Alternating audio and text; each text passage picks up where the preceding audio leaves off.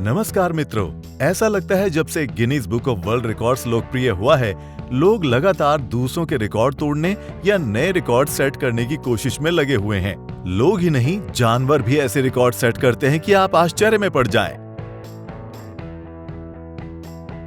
कुछ साल पहले भेड़ क्रिस झुंड से भटक गया और जंगल में रहने लगा। ये भेड़ कैनबरा क्षेत्र में एक भेड़ फार्म से कुछ किलोमीटर दूर पशु अधिकार कार्यकर्ताओं को मिला। इस भेड़ के बाल करीब 5 साल तक नहीं काटे गए थे, जिसके कारण वो 47 सेंटीमीटर ऊन से ढक गया था। ये इतना अधिक था कि ऑस्ट्रेलियाई royal society for the protection of animals ने कहा कि ये जानवर मौत के कगार पर था। क्रिस ठीक ऊन वाले मेरिनो भेड़ की एक नस्ल में से है, जो मुख्य रूप से ऑस्ट्रेलिया में रहती है। ये भेड़ ऊन की उच्च गुणवत्ता के कारण साधारण भेड़ से अलग होते हैं। इसमें पतले नरम फाइबर होते हैं। क्रिस ने शायद कभी बाल नहीं कटवाए थे, इस वजह से उसके कोट की गुणवत्ता खराब है। फर के कारण जानवर की आंखें और गर्दन गायब हो गईं और वो एक ऊनी बादल में बदल गया। स्थानीय पशु कल्याण समाज के प्रमुख टैमी वेन डांगे ने कहा वो मुश्किल से चल पाएगा। उसने क्रिस के बालों को काटने के लिए ऑस्ट्रेलियाई भेड़ कतरनी चैंपियन इयान एल्किंस को आमंत्रित किया। जानवर को उसके किनारे पर रखा गया और ऊन की संकुचित परतों को धीरे धीरे काटा गया। इस समय क्रिस मूर्छित था, क्योंकि उसके इतने सारे बाल काटने में उसे चोट लग सकती थी। ये 45 मिनट के लिए किया गया था, जबकि एक सामान्य भेड़ के वार्षिक बाल काटने में बस 3 मिनट लगते हैं। इतने सारे बालों के हट जाने के बाद क्रिस एकदम छोटा दिखाई पड़ने लगा, जो कि मेरिनो नस्ल की भेड़ की विशेषता है। भेड़ का वजन 2 गुना कम हो गया और ऊन के बैग का वजन निकला लगभग 40 किलोग्राम। क्रिस के बाल कट जाने के बाद उसका इलाज एक एंटीसेप्टिक के साथ किया गया। 40 किलोग्राम ऊन निकालने के लिए 5 संयोजनों की जरूरत पड़ी। एल्किंस ने कहा कि उन्होंने अपने 35 साल के करियर में ऐसा पहले कभी नहीं देखा। कतरे हुए ऊन से लगभग 30 स्वेटर बुनी जा सकती हैं। और अब क्रिस के मालिक को ढूंढा जा रहा है। अगर वो नहीं मिला तो क्रिस पशु संरक्षण आश्रय में ही रह जाएगा। भेड़ कतरनी चैंपियन एल्किंस का कहना है कि क्रिस की ऊन बेचने के लिए बहुत ही खराब गुणवत्ता की है। एल्किंस का कहना है कि इसके बेचे जाने की कम संभावना है। अधिक संभावना इसी बात की है कि इसे किसी संग्रहालय को दे दिया जाएगा। यदि मेरिनो भेड़ के बालों को लंबे समय तक नहीं काटा जाए तो वो गंभीर बीमारियों के शिकार हो सकते हैं। अब वो क्रिस को गिनीज बुक ऑफ रिकॉर्ड में डालना चाहते हैं। अगर क्रिस नहीं मिला होता तो आने वाले हफ्तों में उसकी मौत हो सकती थी, क्योंकि ऊन के भार से त्वचा जल सकती है। वो इतने भार का सामना नहीं कर पाएगी।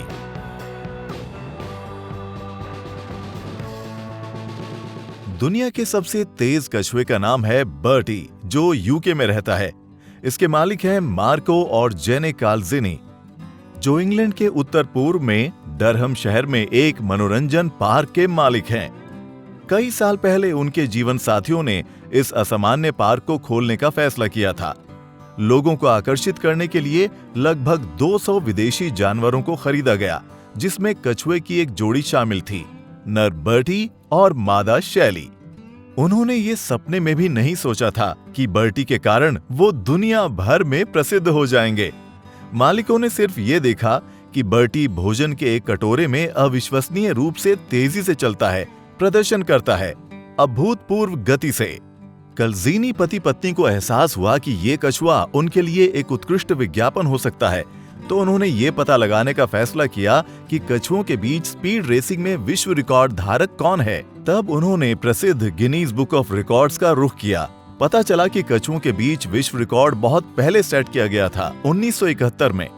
वैसे ब्रिटेन में भी टर्टल चार्ली ने 0.125 मीटर प्रति सेकंड की गति विकसित की, अर्थात 1 घंटे में ये जानवर 450 मीटर आगे बढ़ सकता है।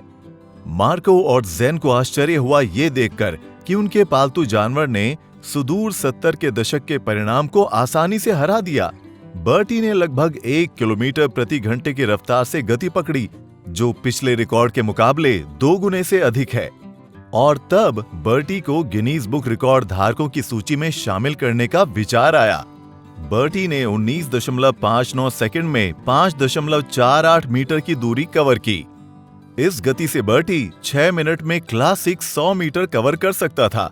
एक आदमी के लिए परिणाम हास्यास्पद हैं, लेकिन एक कछुए के हिसाब से ये गति असाधारण है। तो बर्टी को कभी कभी उसैन बोल्ट भी कहा जाता है। कछुए के मालिकों ने बर्टी के लिए एक नया घर बनाया, जहां वो अपनी प्रेमिका शैली के साथ रहता है, और घर के सामने एक प्रमाण पत्र है जो पुष्टि करता है कि बर्टी एक साधारण कछुआ नहीं, एक विश्व रिकॉर्ड धारक है। मालिकों को अपने पालतू जानवरों पर गर्व है। हालांकि उनका विश्वास है कि बर्टी के लिए सबसे अच्छा इनाम पदक और प्रमाण पत्र नहीं, बल्कि एक साधारण स्ट्रॉबेरी है जो वो उसे शुरुआत से पहले खिलाते हैं। एक रिकॉर्ड धारक के लिए ये सबसे अच्छी डोपिंग है। टोक्यो के मूल निवासी पुरिन नाम के एक बीम ने नामांकन में एक विश्व रिकॉर्ड बनाया। एक गेंद पर 10 मीटर का सबसे तेज मार्ग। कुत्ते ने सिर्फ 10.39 सेकंड में दूरी तय की। 10 वर्षीय पुरिन के लिए ये उसके जीवन का दूसरा रिकॉर्ड है। 1 साल पहले ही उसने रिकॉर्ड की पुस्तक में प्रवेश किया, जिसमें 1 मिनट में सबसे अधिक गेंदों को पकड़ा, 60 में से 14 गेंदें। बीगल के मालिक मकोतो कामागाई हर दिन 15 से 30 मिनट के लिए अपने पालतू जानवरों को प्रशिक्षण देते हैं। वो कहते हैं कि पुरिन को स्वस्थ भोजन अच्छा लगता है, हाँ, लेकिन केला उसे पसंद नहीं है। इस बीगल का अपना फेसबुक अकाउंट और एक यूट्यूब चैनल है, जहां प्रशिक्षण के वीडियो और उसके जीवन को प्रकाशित किया जाता है। कुत्तों की तुलना में बिल्लियों को प्रशिक्षित करना लोग ज्यादा पसंद नहीं करते, लेकिन ऑस्ट्रेलिया में दीजा की उपलब्धियां अधिक आश्चर्यजनक हैं। ये प्रतिभाशाली बिल्ली 20 से अधिक चालें चलती है, और वो भी रिकॉर्ड गति से। ऑस्ट्रेलिया के रॉबर्ट डॉलवेट ने दीजा को आश्रय से तब लिया जब वो छोटी थी। जल्दी उन्होंने देखा कि किटी बहुत चालाक है और उसे प्रशिक्षित करना आसान है, तो उन्होंने उसके साथ विभिन्न चालों का अध्ययन करना शुरू कर दिया। रॉबर्ट स्वीकार करते हैं कि ऐसे स्वतंत्र प्राणियों के साथ काम करने के लिए बहुत समय, प्रोत्साहन और धैर्य चाहिए। किंतु अब दीजा ने विश्व रिकॉर्ड तोड़ दिया। उसने 1 मिनट में 20 चालें खेली। दीजा के बारे में बात करते हुए रॉबर्ट कहते हैं, मुझे हमेशा से पता था कि दीजा बहुत विशेष है। अपनी उपलब्धि के लिए दीजा को एक बहुत बढ़िया चीज मिली, कंगारू का कीमा। दीजा ने पिछले साल एक विश्व रिकॉर्ड बनाया और हाल ही में बुक ऑफ रिकॉर्ड्स के यूट्यूब चैनल पर उसका एक वीडियो भी पब्लिश किया गया। दीजा सभी निर्देशों का पालन करती है। नीचे बैठती है, लेटती है, मुड़ती है, खड़ी होती है, कूदती है और यहाँ तक कि स्केट बोर्ड की सवारी करती है। ये लामा उत्तर वेल्स कैनल सेंटर का सितारा है। जानवर ने क्रॉस बार पर कूदना सीखा और अपने लिए एक रिकॉर्ड ऊंचाई ली, 1 मीटर 13 सेंटीमीटर। कस्मा नाम के इस लामा की आयु है 9 साल। कई साल पहले एक जंगली जानवर कैनाइन केंद्र में आया, क्योंकि उसे पशु चिकित्सा देखभाल और पर्यवेक्षण की आवश्यकता थी। लामा ने जल्दी से कुत्तों के साथ दोस्ती की, लेकिन वो लोगों से बहुत सावधान था।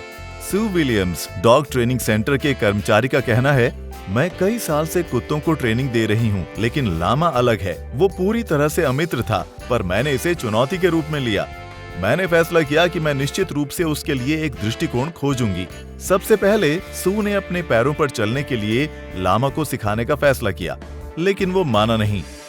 हालांकि केंद्र के एक कर्मचारी ने देखा कि कस्पा जिज्ञासा के साथ कुत्तों के प्रशिक्षण को देख रहा था। जब कुत्ते बार पर कूदने लगे तो वो भी जगह जगह कूदने लगा। मुझे वाकई उस पर गर्व है। मैंने खुद को लामा की मां कहना शुरू कर दिया, विलियम्स कहती हैं। दिलचस्प ये है कि लामा ने भारी भार के परिवहन के लिए कुछ लोगों की सेवा की। एक पशु 20 किलोमीटर की दूरी पर प्रतिदिन लगभग 30 किलोग्राम भार उठाता है। जब बोझ बहुत भारी होता है तो लामा बैठ जाता है।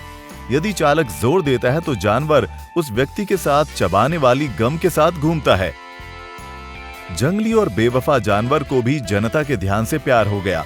लामा को एक औपचारिक टाई के साथ प्रस्तुत किया गया था, जिसमें वो फोटोग्राफर्स और कैमरामैन के लिए खुशी से खड़ा था।